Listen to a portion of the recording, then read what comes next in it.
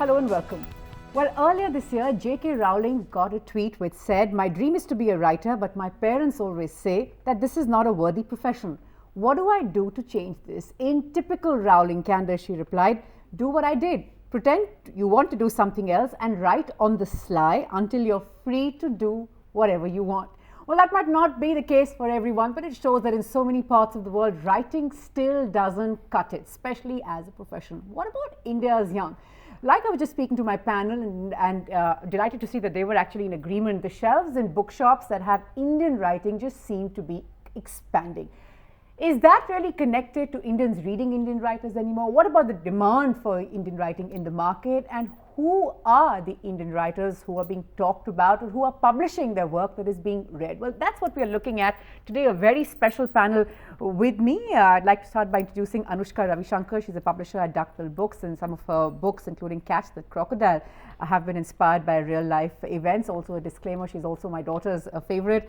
Also with us on the panel, Amitabh Bagchi, very well known novelist. In fact, his book Above Average is a story about a young boy as he makes his way up the academic ladder. That's one that most people here at work seem to have read as well. With me also Satyarth Nayak, he's a crime writer, and we are also joined by Sharanya Deepak, who's written a book by the name of Vampire Boy. Thanks all so much for taking our time to speak to us. Amitabh Bagchi, let me start by asking you, when you look around you, do you see that there are enough youngsters who want to take to writing, and importantly enough their family that's going to encourage them or say it's okay as a hobby, but that's what it should remain? Well, I think that there is certainly an increasing number. Compared to 10 years or 15 years ago, the number has increased tremendously. And I think that we are moving into a different time where there's a culture of celebrity in our country, which was not so much there 10, 15 years ago. And so, some of these parents probably are thinking of it in the same way as parents of kids who are going on, I don't know, Saregama Kids are seeing it, that, maybe this is a moment of fame and fortune. Of course, they don't realize that there's a lot of toil and struggle and so on. Of course, I'm sure. I'm sure it's the same for people on Saregama Kids. Right, yeah. Sharanya, give us a sense of what it's been like for you. How much of this sort of desire to be in this celebrity mode do you see of people around you? This is not necessarily your own example that I'm talking about. And how much of it is sort of a desire to write and want to tell the stories that you perhaps have in your head somewhere or somewhere deep inside you? Personally, I haven't seen so much of the desire to be an artistic celebrity. But I think my background is very subjective because I went to this really sort of liberal middle class school, and essentially if you want to be a writer, you don't want to be a celebrity writer, but you want to be someone who gets famous later, something like that. Like you want to be a bit underground. Right. That was the whole idea that I grew up with. So I love the liberal middle class because that's, on a completely different note, that's exactly what sort of doesn't sit quite well these days, but anyway, carry on. Yeah, but so when I was growing up, we didn't want to, no one wanted to be, for example, Paulo Coelho, but we wanted to be Jack Kerouac, that's the difference. Okay, so sorry to interrupt, but tell me very quickly, this is what you do. You are now a full-time I don't say it. Writer. But is that sort of, how do you sort of see yourself? This is not something that you're doing alongside something else. Is this whole and soul? I don't make any money off it. So essentially my parents have just cut me off about a year ago. So I do work. Okay, sure. So that would really be the reality for so many out there, right? Because it's difficult to sort of, especially in the beginning, till you sort of, make a name for yourself, or, whatever you churn out will still have people picking it up and at least reading it and then reacting. Until then, it is going to be like this, and anywhere in the world. It's not really unique to India, is it? Yeah, it's true everywhere. And in fact, in children's writing, even after you've made a name for yourself, such as this, it's not easy to make a living out of just writing. Right. It's still, children are still reading the foreign books much more than the Indian books. So you go into a bookshop, and especially a children's bookshop, and you look for the Indian children's books, and it'll be tucked away in the darkest corner of the bookshop. Is the story different, Amitabh, when we sort of talk about Indian adult writing? When I say sort of adult, I just mean more grown-up writing. Is the story different there? Because there's still so much sort of like, there's still sort of angst over, we're not reading enough, why are we not reading enough, when are we going to read, get off your gadgets and your social media and read. I think in the adult book section or fiction specifically, I can speak a little bit of, there's a three-way split in the production.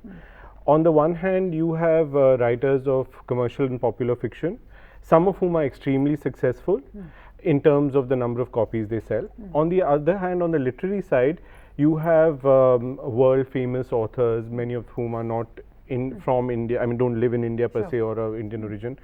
They have some amount of success in terms of number of copies, although their success doesn't compare to the number of copies sold by you know, Ravi Subramaniam, Chetan Bhagat and other such. And then there are some of us in the middle, you know, who are writing, yeah, so because we aren't necessarily celebrities in the way, say, an Amitav Ghosh is a celebrity or Vikram Seth is a celebrity, and nor are we writing the kind of stuff that, you know, that sells easily and is easily accessible. The airport reading. The airport novel. So we have some trouble in trying to create a readership, and the numbers of copies that books like these sell are kind of low. So what would you say to, say, a Siddharth or a Sharanya who's sort of saying initially sort of we're still struggling to find our feet perhaps, and so, you know, money is an issue, so you can only do this alongside, not really devote your whole and soul to it. See, look, I'm not going to, you know, preach to anyone. I think every writer should write what comes naturally to them and what they enjoy doing, right? And whether it's commercial or it's literary or whatever, that is something that as an individual you have to make a decision of what you're going to write. And maybe you guys should give us some more space to put that message across, right? The fact that we're doing this, I think maybe that we are on the right path. But tell me, how did you get into writing? Like, when did the penny drop that this is what you wanted to do?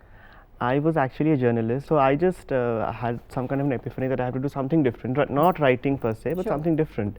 And I was just rereading Dan Brown. You know, I call my book a freak act of nature because I was rereading Dan Brown one fine day, and I had this very random curiosity to know if there's something interesting in our own Indian history and culture, something that we can call esoteric, that royal secret that he talks about so wonderfully. So a very random search on the internet, and nothing because I want to write a book, just to know. And this wonderful legend pops up from some obscure websites.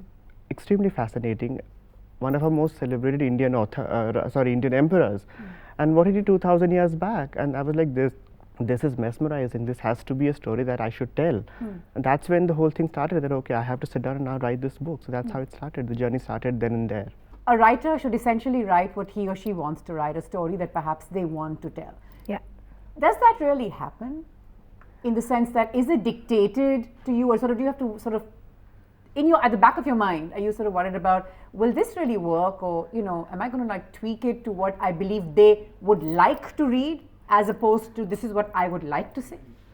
To be honest, no, I never think about, I mean, I never have. I've written one book and it's 70 pages long, and it's, and I'm trying to write my second now, but with Anushka and Shayani, it was never something I was doing. I mean, I knew I was writing for kids, but it was never something I was doing. It was mostly for myself. I think that's how they put it across to me. And I was 21 when I started writing it, and I was 22 when I finished. But I think maybe this is too naive and idealistic. Maybe it'll change. Maybe it'll change. But I'll take that back to Amitav. Amitav, you've said once that just like writers in other times had to accept the whims and the vagaries of their royal patrons, we have to accept the idiosyncrasies of our patron.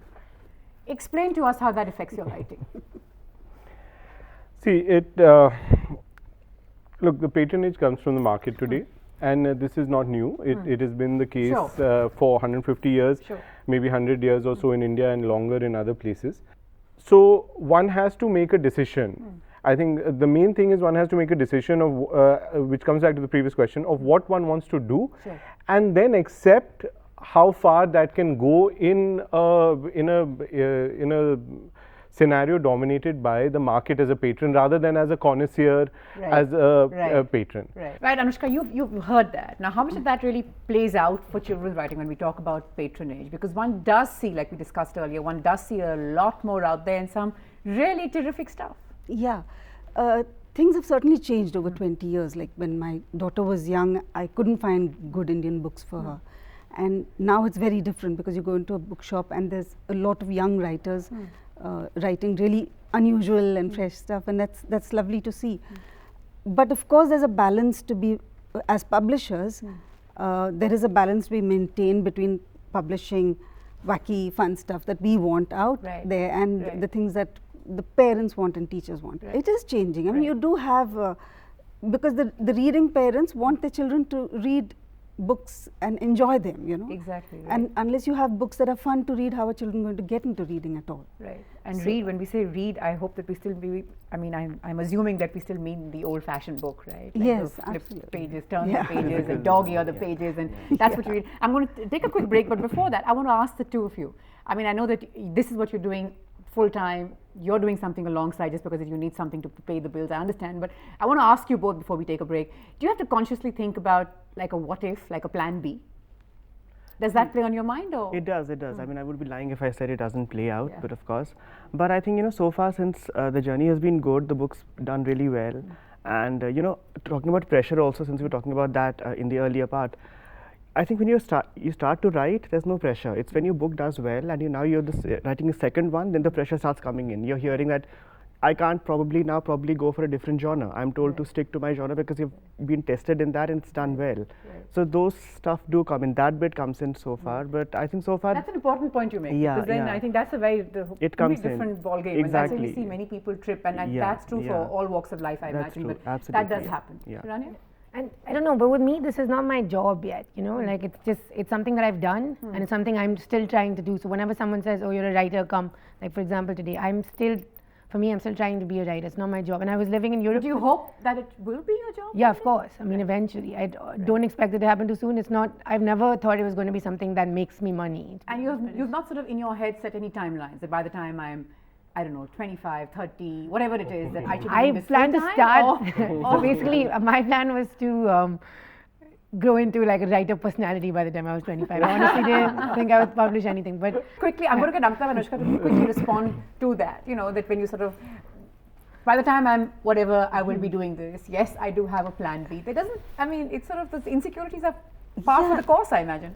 But you know something, it's nice to see that people are actually thinking in terms of being writers. Right. Because when we were young, at least when I was young, Yeah. I always wanted to write, but I never thought I would. You know, I never thought of it as a career, as a possible career. Because and that's changed, which That's is wonderful changed. to see. That's changed. Also, see that writing is not just a profession; it's also a calling, and that there's something uplifting about it, and the pursuit of this career should also be a pursuit of that personal upliftment, which will then reflect in the books. Very quickly, this is one. I promise this is the last bit before we take a break, which is: would you then say that when it comes to being a writer, for instance, either you have it or you don't? Actually, let me just rephrase that. When it comes to writing, either you can do it or you can't. I guess be a writer is a different ballgame altogether. But when you talk about writing, either you can do it or you can't. You can hone your skills and you can sharpen your skills and you can improve your skills. But you either hai ya nahi hai. That would be a very harsh thing to I say. see. Okay.